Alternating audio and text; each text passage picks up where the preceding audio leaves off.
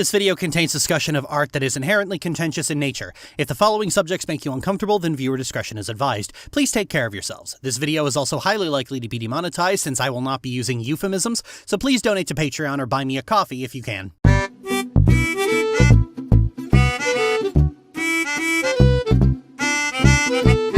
Anyway, in July of 2025, Steam and itch.io unexpectedly purged a number of adult games, featuring highly contentious material from their storefront. In itch.io's case, they removed the vast majority of NSFW games. In fact, at time of writing, the most popular 18+ game on the site is now Sex Advice Succubus by Nom Nom Nami, a game whose 18+ rating was already a stretch. Anyway, this prompted a meltdown among the kind of people who you'd never want to associate with, and... CD, you're not in favor of this, are you? No. But, don't you hate pro-shippers and the art they obsess over?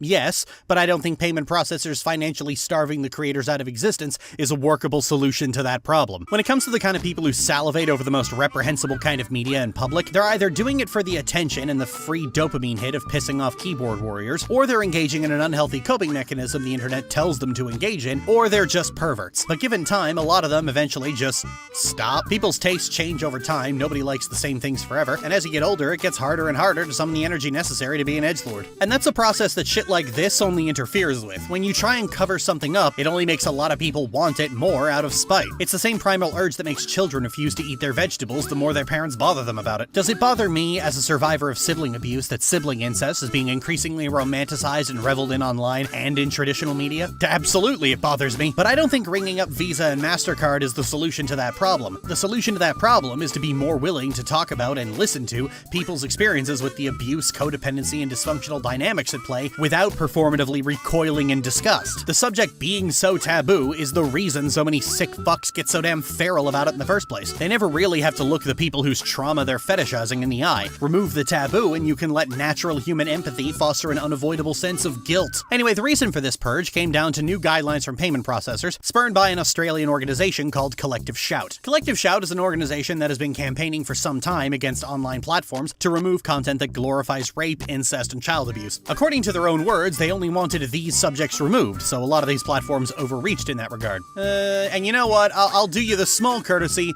of taking you at your word on that, Collective Shout. I've heard a lot of people refer to them as Christo-fascists, but I'm inclined to believe that's just the internet lashing out in rage. Reading into them, they seem to just be bog-standard, god-bothering conservatives who've single-issue Andy'd their way into acting like porn is the sole cause of misogyny. But that's something of a manufactured consent fallacy, as the porn industry isn't a cause of misogyny and violence against women, it's a symptom of it. Without it, the big companies would crumble and the industry would shrink down to a tiny group of indie creators and amateur exhibitionists and become politically irrelevant. In truth, Collective Shout is little more than a new version of the Parents Television Council combined with the kind of people who think it's possible to be conservative and a feminist at the same time. While most conservative positions are not actually about the thing they profess to be about, a lot of the schmucks on the street believe those things sincerely. Collective Shout claims they went to payment processors specifically because Steam and itch ignored them, which isn't surprising. Going to payment processors against industries you have beef with is something that's been used by both the right and the left in the past, and both platforms have a policy of doing as little work as humanly possible until it starts blowing up in their faces, as their business model is to sit there collecting a percentage of all sales from games sold, with Steam taking an unreasonable 30%. The whole point of being a digital landlord is to collect money for as little work and expense as possible. Steam has, in the past, ignored complaints about what they host until it ends up breaking to a bigger source. Back when Greenlight was a thing, someone put up a game called Kill the Faggot, which was a game about murdering gay and trans people, and it took Stephanie Sterling sounding the alarm and it getting into the news for Valve to do something about it. Valve has always had a loose approach to moderation, not because they believe in free expression, but because hiring a moderator to keep child porn off the platform is money they don't want to spend. In the same way your landlord will go to any lengths possible to not pay for repairs to your apartment. So Collective Shout hit them in the only place that matters to them, their wallet. All it actually took was the threat from payment processors, and suddenly Valve was able to burn every single offending game in a matter of a day. Their libertarian ideals about letting the market decide vanishing on the spot. I remember a time when Valve claimed moderation on Steam wasn't feasible, but they could apparently no-scope every pervy weeb game in a matter of hours. The narrative immediately became that Valve was being forced and that it wasn't actually their fault, because if there's one thing you can count on the gaming community for, it's making excuses for Valve that they wouldn't make for anyone else. It's very important to them that you know they're still the good guys, apparently. Payment processors have been up the asses of creators in the past,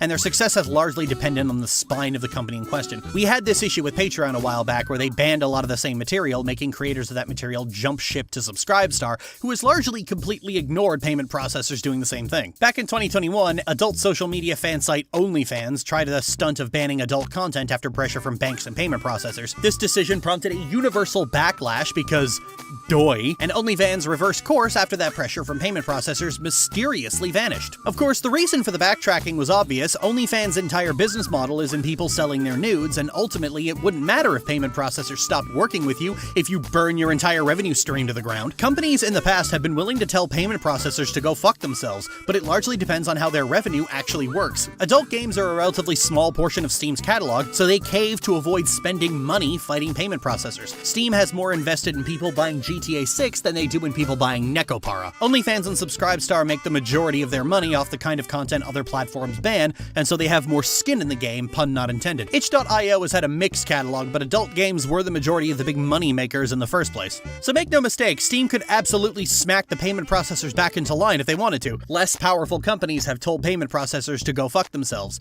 but it would take time and money, and Valve is allergic to spending either. Gabe Newell once had a fucking meltdown at the idea of a Windows operating system having a competing storefront, and Valve's sycophantic fanbase has gone to great lengths to drive any competition out of business, meaning Valve's lazy aversion to spending money on anything can do way more damage than itch.io could. So that's the platforms out of the way, so here's the real question: why do payment processors hate porn so much? Well, two reasons.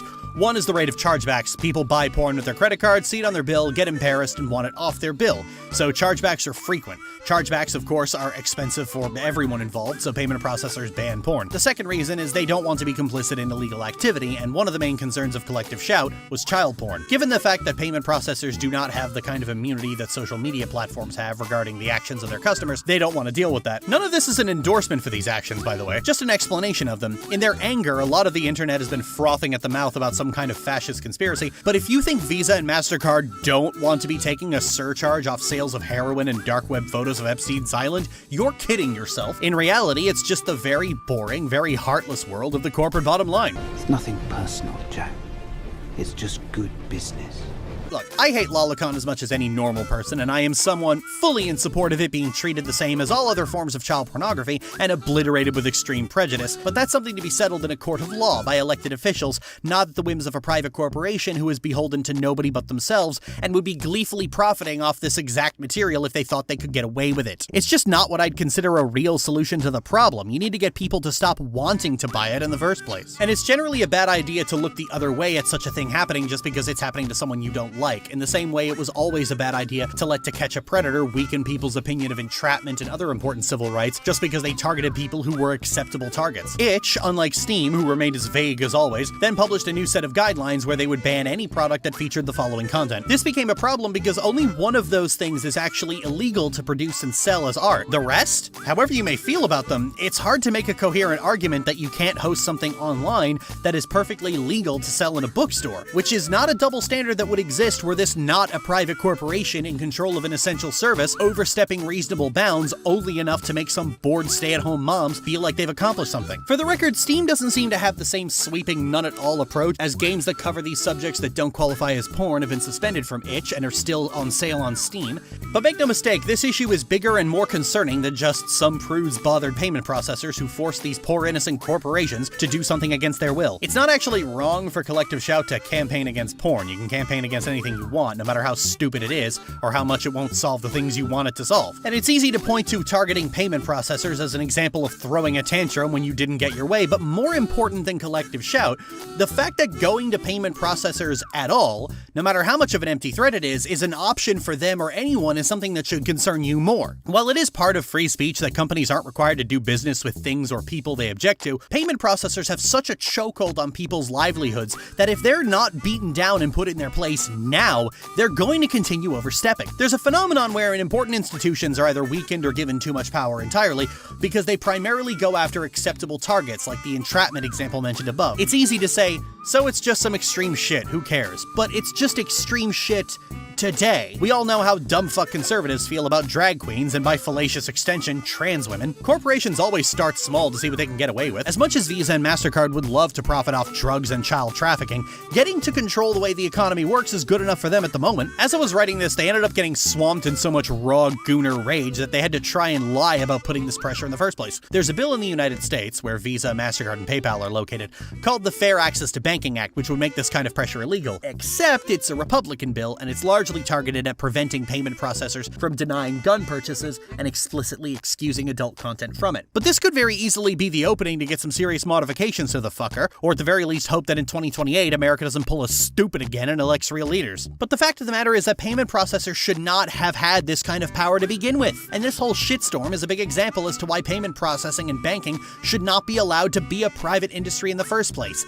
Banks, payment processors, and credit unions should be publicly owned. It is such a baseline fundamental infrastructure of the economy that it can't be left into the hands of fickle corporations. It's like roads and pipelines and the power grid. The Fair Access to Banking Act, if it can be amended, is a band-aid on a problem for whom the solution is to nationalize the industry. Here in Canada, we have our own payment processor, Interac, which is run by a non-profit organization run by Canada's 5 largest banks. Because it's not owned by one single corporation, it can't put the kind of throttling that Visa or MasterCard could. Still not as good as being run by the federal government, but still better than the American alternatives. But further than that, Steam is also a problem. You should not give Steam the benefit of the doubt. They could have fought this. They have the money to fight it, and they would have won because they bring in too much revenue for these payment processors. These corpos are all concerned with line go up more than any PR stunt like this. But Steam didn't want to spend the time and effort actually fighting it because Steam is just as much of a garbage money-grubbing company as Activision or EA. Valve is in a position where their lazy cowardice actively threatens any dev who gets caught in their own lazy approach to fixing a problem in the first place. And it's only indie devs who are going to get caught in this. Steam is never going to remove Baldur's Gate 3 or Cyberpunk 2077 over adult content. They're big AAA moneymakers, and they will tell payment processors to fuck off. But they're more than willing to throw indie devs onto the bus to appease Visa and MasterCard and not interrupt their free, unearned cash flow. Steam is a de facto monopoly who engages in anti-competitive business practices all the time.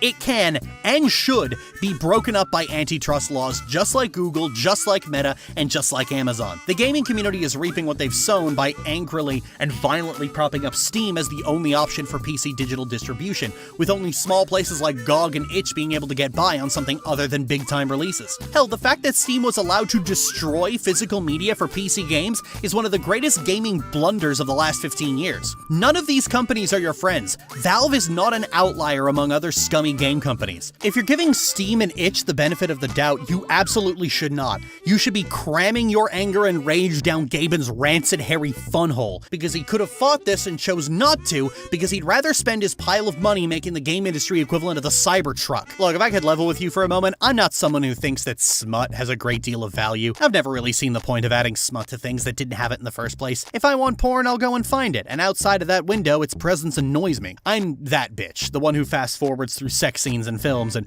rolls her eyes when video games break out the bikini armor. And a lot of my own writing has spent the last few years progressively desexualizing things that people tend to treat as inherently sexual, like physical contact and co-sleeping. But I've also never really believed that these things are problems that need government or business intervention. I don't hate smut, it's just completely and utterly fucking boring. And the fact that the conversation over the kind of control payment processors have on our lives is being had over the fate of Necopara irritates me to a certain degree. If our media landscape were to get less hypersexualized, I'd rather it be because everyone else came to find it as tiresome and dull as I do. Not because the money changers decided to force the issue, because that's not a real cultural shift. Companies never stop at one thing. It's the easy targets today, but then tomorrow it's going to be something else, and then something else, and then something else, pushing more and more for control. The same way that the games industry went from online passes to day one DLC to on-disc DLC to fucking cosmetic microtransactions in full-price games to progress-related microtransactions in $60 games, up to the price gouging that they're doing today. They always start small and then normalize and normalize and normalize and needle and needle and needle their way into doing whatever the fuck they want because the internet gets bored of issues very quickly. I'm also, in general, a believer that, barring only one or two exceptions, people should be able to make and sell whatever art art they want. Does it annoy me that I have to scroll past weeby dating sims on Steam to find something like Return to Ash? Yes, but it also annoys me when I step outside and the smell of pot is heavy in the air. I'm not about to rail against people's rights to poison their own bodies at their own peril. A lot of people can be convinced to overlook a lot of harm if it's being done to people or things they personally don't like. For a lot of people, their values always have an exception made for people they don't like, which is the opposite of having values at all. And it's that myopia that bad actors will exploit to wriggle their way through the door. They exploit the fact that you're an idiot. Always remember that when a company makes a commitment to free expression and anti-censorship, that always comes with the caveat that will change the instant someone targets their precious pennies. It's easy to pretend to have values when you aren't currently suffering any consequences for doing so. I'm CD Call, thanks for watching.